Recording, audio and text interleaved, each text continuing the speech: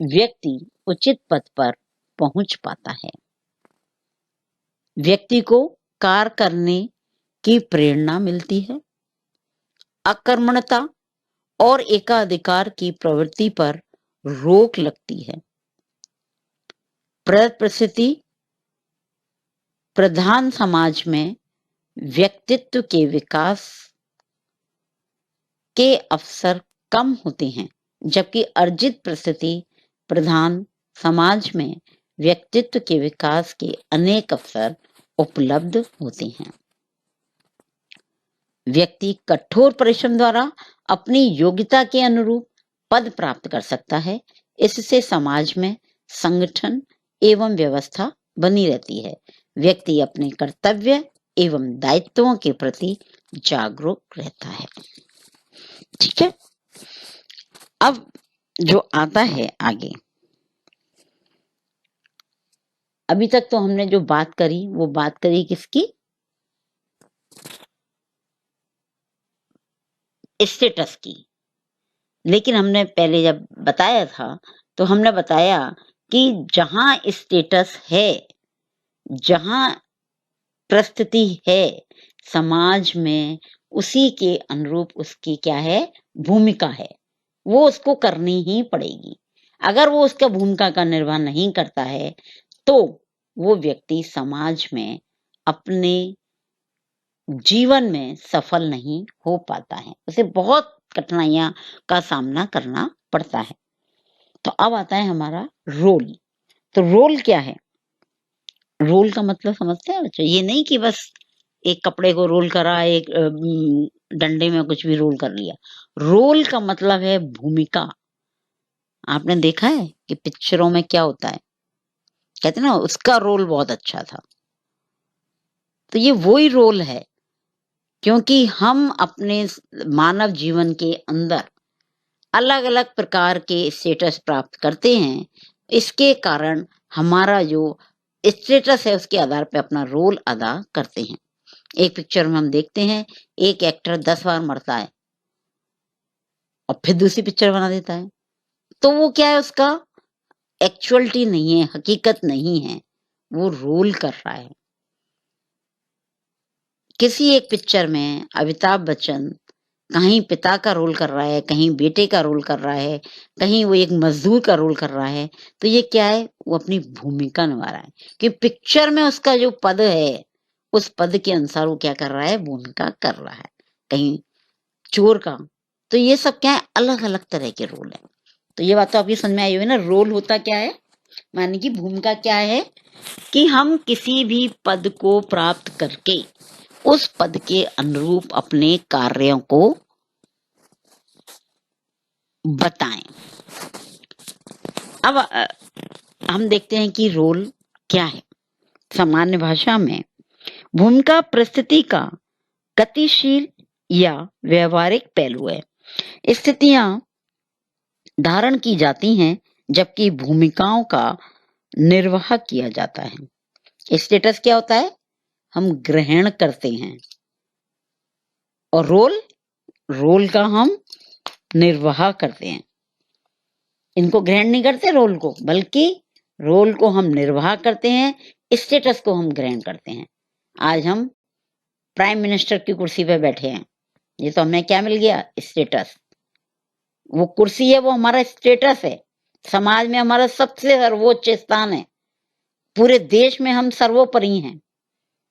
लेकिन एक prime minister की क्या क्या भूमिकाएं होनी चाहिए, उन भूमिकाओं को जब हम करते हैं तो तभी वो हमारा प्राइम मिनिस्टर का या प्रधानमंत्री का पद बचा रहता है। अगर हम उसके अनुसार काम नहीं करते हैं तो जनता हमारा विरोध करती है, और हम जो भी कार्य कर रहे हैं वो जनता के अनुकूल नहीं होता है। समझ में आ गई?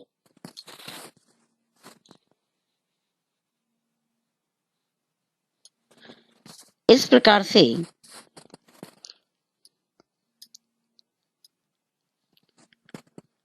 हम देखते हैं कि एक व्यक्ति जिस प्रकार से एक परिस्थिति से संबंधित दायित्वों का निर्वाह और उससे संबंधित सुविधाओं दायित्वों का निर्वाह और उससे संबंधित सुविधाओं एवं विशेषाधिकारों का उपभोग करता है, उसे ही भूमिका कहते हैं। एक परिस्थिति धारण करने के कारण व्यक्ति जो कार्य करता है वह उस पद की भूमिका होती है। जैसे मैंने अभी उदाहरण दिया, प्रधानमंत्री, राष्ट्रपति का पद एक स्टेटस है। उसके दायित्व तथा कर्तव्यों राष्ट्रपति की भूमिका के अंतर्गत आएंगे। अर्थात परिस्थिति एवं भूमिका में परस्पर संबंध रहता है, या हम ये दूसरे शब्दों में कहें कि ये एक ही सिक्के के दो पहलू हैं। अब हम देखते हैं कि एक व्यक्ति की समाज में एक स्टेटस है, और वो स्टेटस क्या क्या है, एक डायग्राम के द्वारा हम देख रहे हैं। इस डायग्राम में बताया है कि एक व्यक्ति चाचा है, अध्यापक है, मित्र है, पति है, पिता है, पुत्र है। सारी क्या है? स्टेटस हैं। और इतने सारे स्टेटस होने के बाद वो क्या कर रहा है? हर स्टेटस के अनुरूप जहां वो खड़ा होता है वैसा ही वो रोल अदा कर रहा है। अगर वो पिता की जगह खड़ा है तो पिता का रोल अदा कर रहा है। अगर एक टीचर है, पढ़ाने गया है, तो वहां खड़ा है तो पिता नहीं है, वो टीचर है तो टीचर का रोल अदा कर रहा है। एक पुत्र है तो पुत्र के रोल अदा कर रहा है अपने माँ बाप के सामने। मित्र है तो दोस्ती का रोल अदा कर रहा है। और यदि वह और अन्य किसी स्टेटस पर है तो उसका रोल अदा कर रहा है। तो सबसे पहले हम देखते हैं कि रोल है क्या चीज। व्हाट इज रोल, यानी कि भूमिका क्या है। साधारण अर्थ में प्रत्येक परिस्थिति के साथ भूमिका निश्चित रूप से जुड़ी रहती है। सबसे बड़ी बात है बच्चों, ध्यान दो कि प्रत्येक परिस्थिति के साथ भूमिका निश्चित रूप से जुड़ी रहती है। बिना भूमिका के कोई भी स्टेटस नहीं है। आज हम सोच रहे हैं हमें स्टेटस तो ले लें बहुत बड़ा और काम कुछ नहीं करना पड़े, तो ये तो भूल जाओ। अगर आपको जितना बड़ा स्टेटस चाहिए उतना ही बड़ा रोल भी अदा करना पड़ेगा। समझ में आई बात? परिस्थिति के भूमिका का कोई महत्व नहीं है। जब व्यक्ति अपनी निश्चित परिस्थिति के अनुसार उसकी भूमिका का संपादन समाज स्वीकृत नियमों के आधार पर करता है तो कहा जाता है कि वह उचित भूमिका का निर्वाह कर रहा है। इलियट ने इसकी अपनी परिभाषा दी है कि कार्य वह भूमिका है जिसे प्रत्येक व्यक्ति परिस्थिति के अनुरूप निभाता है। बहुत ही छोटे और सरल भाषा में इलियट ने बताने का प्रयास किया है कि कार्य, कोई भी हम कार्य कर रहे हैं, कार्य वह भूमिका है जिसे प्रत्येक व्यक्ति परिस्थिति के अनुरूप निभाता है। किंस्ले डेविस ने कहा है, भूमिका किसी व्यक्ति द्वारा उसके पद की आवश्यकता अनुसार किया जाने वाला कार्य है। स्पष्ट है?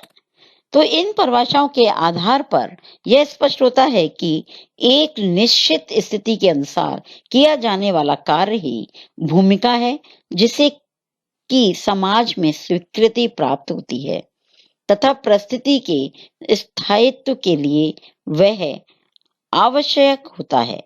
भूमिका परिस्थिति का व्यवहारात्मक एवं गत्यात्मक पहलू है।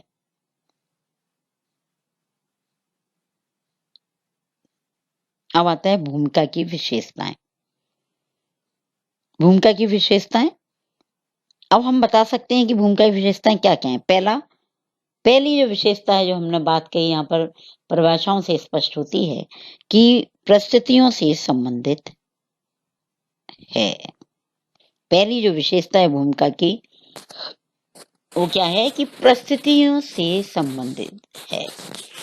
समाज में किस व्यक्ति का क्या स्टेटस है उससे उसकी भूमिका क्या होती है, संबंधित होती है, यानी कि पूर्ण रूप से निर्धारण है उसका। पहले से ही उसका निर्धारण है कि ये अगर पद पाओगे तो तुम्हें ये काम करना ही पड़ेगा।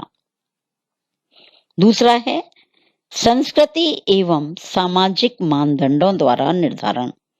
संस्कृति एवं सामाजिक मानदंडों द्वारा निर्धारण। तीसरा, व्यवहारों की संपूर्णता। चौथा, गतिशील और परिवर्तनशील। एक और इसकी विशेषता है, ये क्या है? गतिशील है और क्या है? परिवर्तनशील है। देखा ना, मैंने अभी पहले चार्ट में आपको समझाया था कि ये गतिशील और परिवर्तनशील कैसे है। मतलब एक व्यक्ति अभी पढ़ा रहा है, मैं आपको इधर पढ़ा रही हूँ, तो आपके लिए मैं क्या हूँ? टीचर। लेकिन जैसे ही मैं घर पहुंचती हूँ, वो टीचर वाला रौब खत्म, क्या शुरू हो गया? घर में जिसके साथ मेरा जो संबंध है, जो रिलेशंस हैं, उसके अनुसार मेरा व्यवहार परिवर्तित हो जाता है। ये क्या हुआ? परिवर्तनशील। और गतिशील, निरंतर गत्यात्मकता, व्यवहारिकता उसके अंदर होती है। नेक्स्ट है योग्यता, रुचि, क्षमता पर आधारित। ये जितने भी पद हैं, भूमिकाएं उसी के अनुसार चलती हैं। कैसे? मेरी रुचि किसमें है, मेरे पास योग्यता क्या है, मैं किस तरह से क्षमता रखती हूँ, उसी के आधार पर काम करती हूँ। मेरी रुचि तो है गाने में, लेकिन कोई कहे बहुत अच्छा तुम क्रिकेट खेलो, तो वो संभव नहीं है। तो मैं क्रिकेट का रोल अदा नहीं कर सकती।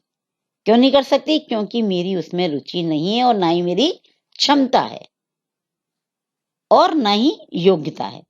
और मेरे को गाना गाने की अगर मुझे रुचि है, तो उसमें मेरी योग्यता भी हासिल करूंगी, उसमें ही मैं अपनी क्षमता भी हासिल करूंगी और फिर उसका प्रदर्शन भी करूंगी। तो ये है। तो कहते हैं ना, हर कोई एक्टर नहीं हो सकता।